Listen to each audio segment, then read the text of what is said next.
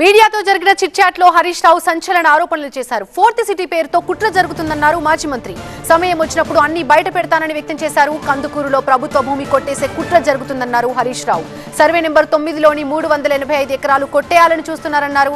ఇక తుక్కుగూడలో 28 ఎకరాలపై అగ్రిమెంట్స్ కూడా జరుగుతున్నాయన్నారు. ప్రభుత్వ పెద్దల తమ్ముళ్లు పిఏల పేరిట అగ్రిమెంట్స్ జరుగుతున్నట్టు ఆయన చెప్పారు. అయితే ఇవన్నీ కూడా త్వరలోనే అన్ని డీటెయిల్స్ దీనికి సంబంధించి బయట పెడతానన్నారు హరీష్ రావు.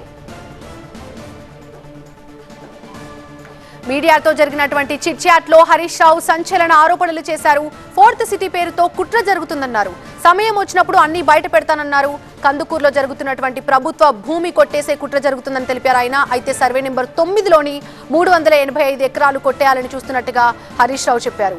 తుక్కుగూడలో 28 ఎకరాలపై అగ్రిమెంట్లు జరుగుతున్న విషయాన్ని కూడా ఆయన చిట్ చాట్ లో ప్రస్తావించారు.